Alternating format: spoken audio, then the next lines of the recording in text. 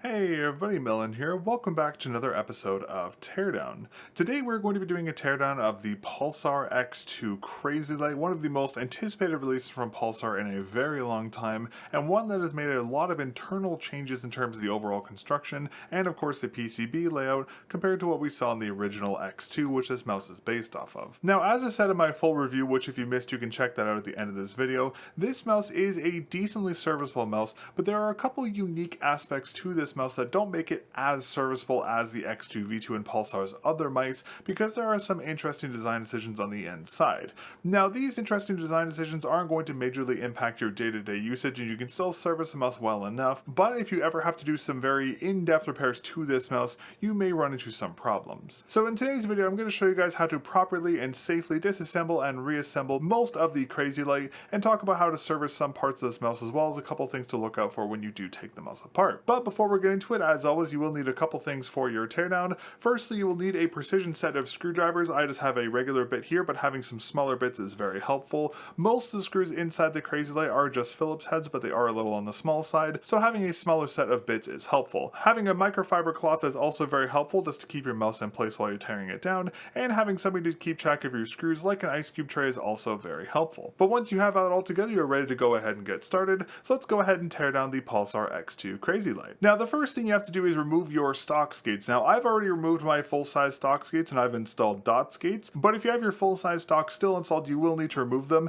This is quite easy, as there are skate removal ramps for both the bottom and the top skate, so getting them off is quite easy, but you will need to remove them in order to access the base of your mouse. So I'm going to go ahead and remove all of my dot skates now. Alright, and then once you have all of your skates removed, we can go ahead and remove the access screws for the unit. So there are two right here, and there's another two here and here, so we'll go ahead and remove those. Alright, and then once you've removed all the screws, next we have to go ahead and open the shell. Now, to do this, make a little pincer out of your fingers like this and put your fingers on the sides of the shell like this.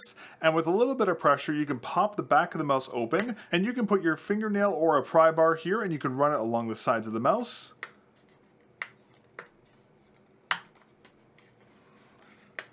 to release all the clamps.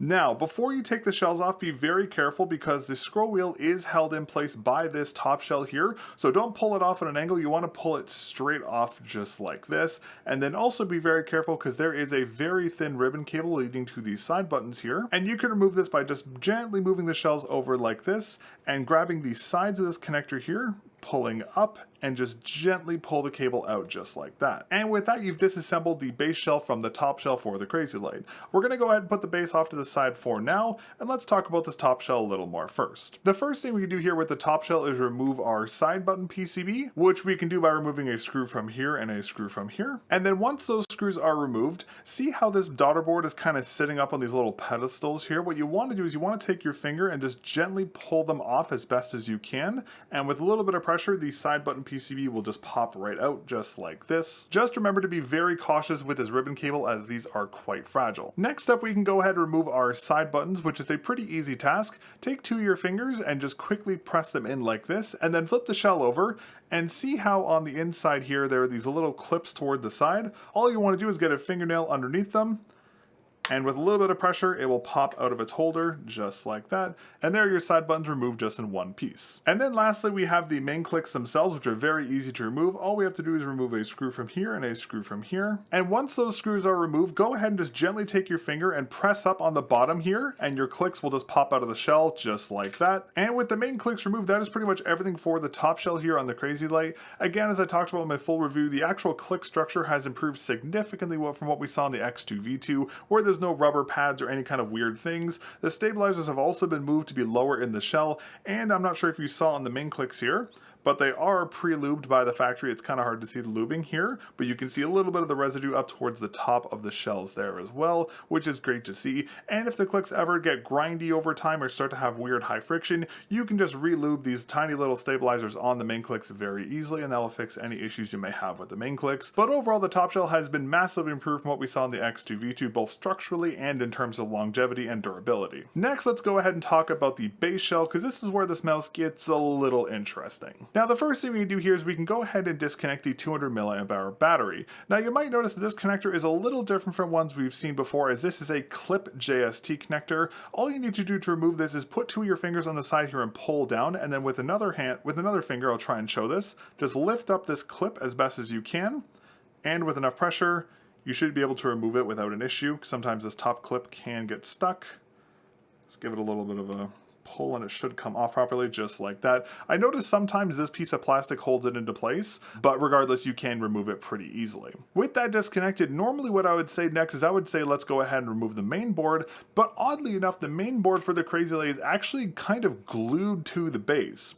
And this is what I mentioned earlier, how this mouse isn't as serviceable as the X2 V2 was, as on the X2 V2 you could take out the entire main board no problem, but on the Crazylight it appears to be glued down or stuck down with some kind of adhesive pad. You can see the bottom of it right here. Now I've tried a bunch of different ways to get this board off, and the amount of pressure I'd have to do to actually take the board off of this is enough for me to probably snap this PCB, because it is a very weight optimized PCB, so it is a little fragile. So I don't really feel comfortable removing this main board, which definitely is a downside because you can't service this unit as much as you could the previous Pulsar mice, so you can't swap out the scroll wheel for a different color if you don't like your scroll wheel, and you can't really take this apart to clean it, which is disappointing. Now this might be different on the final versions, because again, mine is a pre-production unit, so this may just be a tolerance issue that's not allowing the board to come off of its standoffs here. There could be a variety of reasons for this. So because of that, all we're going to do is we're just going to reconnect this JST connector, which we can do by just lining it up into place here, and just take two of your fingers on the side here and clip it back into place just like that. Now because I can't take the main board off of this unit, I'm not going to talk about component weights because again, I can't take off the pieces to individually weigh them, but just know that this unit will weigh in either around 35 grams or 37 grams depending on your configuration. It will be on the higher side with the pre-installed PTFE skates, and it'll be on the lower end with dot skates or donut skates pre-installed. But I still can talk about the board layout, so let's talk about that next. Starting off at the bottom here, we have a 200 milliamp hour battery. Interestingly enough, there is actually sizing here for a larger battery, so if you did want to mod in a larger battery, you can do so. Just keep in mind there is an adhesive pad holding this battery in on the bottom, so you might have a little bit of residue from that,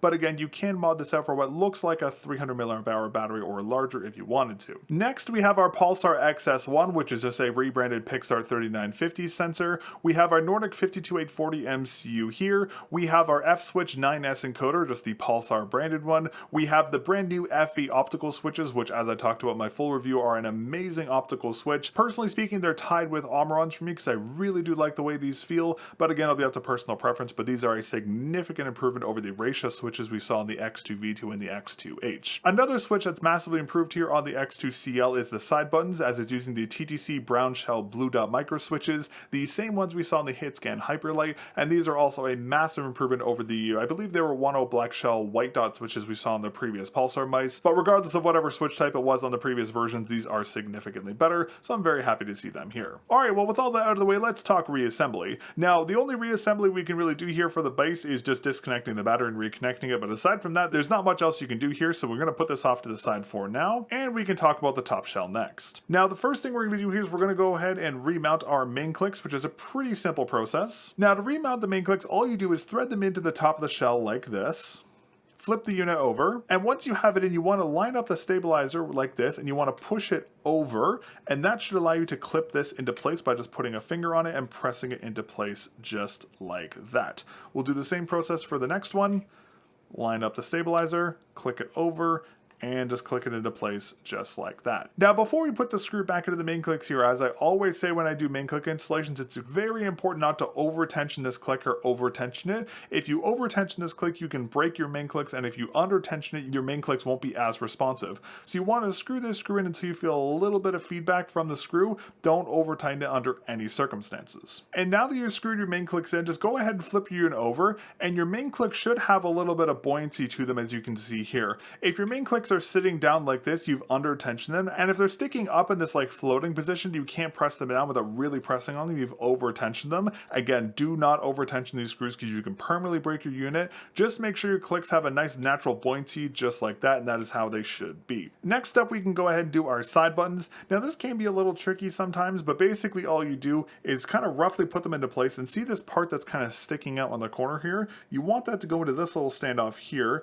and you want the one on the opposite side to go go into the same standoff over on the other side. You may have to bend the buttons to do this, but once you get them into place, you can see your side buttons are installed, and just verify that they have a little bit of a buoyancy to them, just like the main clicks, and you are good to go. Next, we can go ahead and reinstall these side clicks, which again is pretty easy. We can do this by putting these in at an angle roughly like this, and then just kind of flattening them out and gently pressing down to make sure it sits on these little standoffs, just like that. Now you want to make sure that the plastic housing is roughly even with the surface of the PCB. If it's uneven, reseed this, because if this is uneven, your clicks are going to act a little weird, so make sure this is even. But once you verify that this is even and they're all sitting flat, you can go ahead and re-anchor them in. And then once those are installed, just double check your side clicks. Make sure they're functioning, and you are good to go. Alright, and now that you have the whole top shell reassembled, we can go ahead and reassemble the unit. Now the only tricky part about this per se is this side button ribbon cable, because these are notoriously finicky. So what we're going to do is we're going to kind of hold it open to the side like this, and then what we're going to do is we're going to kind of rest the shells into each other like this. And then what you want to do is you want to take your hands and open up this little thing here, and what you want to do is you want to thread the inside of this blue thing into these tiny little slot on the inside of this little connector here. Now you may have to kind of hold the shells together to do this, but once you get the angling right, you should be able to just gently thread it in, just like that. Now once you get it roughly like this, just go ahead and hold the shells over, and what you want to do is you want to verify that this piece of blue plastic is sitting flat, just like this. If it's uneven like this, don't hold this down because your side buttons will not function properly. Make sure you make this completely flat, that it's kind of flat with the housing, just like that. Once it's in place, go ahead and just take the sides of this connector and clip it down into place just like that. Now before you put the shells together, just gently line them up roughly like this. Go ahead and turn your unit on and verify that all of your buttons are working. So verify that your side clicks are working properly. You can check your main clicks by opening up the shell gently like this and just manually pressing these buttons. Check your scroll wheel, check your scroll wheel click. Make sure everything is functioning before you put the units fully together. If your side buttons aren't working, reseed this little cable here. Your main click and scroll wheel should be unaffected because we didn't touch anything there, so I wouldn't worry too much about that. The biggest concern area is going to be these side buttons here. But once you've verified everything is functional, you can go ahead and put the unit back together. Now keep in mind that this scroll wheel is being held in by the top shell here, so you do have to be a little careful when you put this together. Don't jam it in at an angle like this or try and force it if it's not going down properly, because you can break your scroll wheel very easily by doing that, so be very careful. The best thing to do for this is to roughly line the shells up. I like to line up the shell at the base here, press down to roughly click it into place, and you can see how it's even there, and then go ahead and work your way up the rest of the shell like that, and that should line the bases up properly, and you should be good to go. Go ahead and run your finger around the outside of the shell just to make sure everything made proper contact. Make sure your main clicks have a click to them. Make sure your scroll wheel can scroll. Make sure your scroll wheel can still scroll wheel click, and also check your side buttons again. Make sure they're all still functional. If all your buttons are working, then you can go ahead and re-put in the 4 anchoring screws on the base of your unit. And then once that's done, before you put your skates on, go ahead and just put your mouse on a flat surface and make sure that your base isn't uneven. If you over-tensioned or under-tensioned some of these base screws here, it can sometimes cause the base to warp a little bit. So make sure you verify that your base is sitting completely flat before you put it together. If you do notice your base is uneven, go ahead and reseed the switches and just make sure you screw them all in equally, and just again verify that the base is completely flat before you install your skates. But once you've verified all that, you can go ahead and reinstall your skates. Alright, and with that, you've successfully disassembled and reassembled the Pulsar X2 Crazylight. Overall, a decently serviceable unit. Again, realistically speaking, not being able to remove the motherboard isn't that big of a deal, because realistically the only reason you're going to need to open this unit for is to clean it or relube the main switches, or maybe service some other small component of the mouse. So realistically speaking, not being able to remove the main board isn't the biggest issue, but again, it is a little disappointing from my perspective, as all the previous Pulsar mice were very, very repairable and you could completely disassemble them. With the X2 Crazylight, you really can only service the top, so again, that is a downside to this mouse. But aside from that, as I talked in my full review, I'm extremely impressed with this mouse, and while it's not the most serviceable Pulsar mouse I've ever seen, it's by far their lightest and their best performing mouse I've tested out of their entire lineup. It is a very impressive mouse overall. But that's pretty much everything for today's episode of Teardown. Thank you very much for watching. Thank you very much to all of our channel members who make Teardown videos like this possible. If you'd like to support what I do here with the Teardown project and of course the in-depth reviews, you can either become a member here on YouTube for only $2 Canadian a month, or you can use code MELON with a 0 over at Lethal Gaming Gear, Mech Keys, Potent Gaming, and TJ Exclusives, as well as a couple other retailers,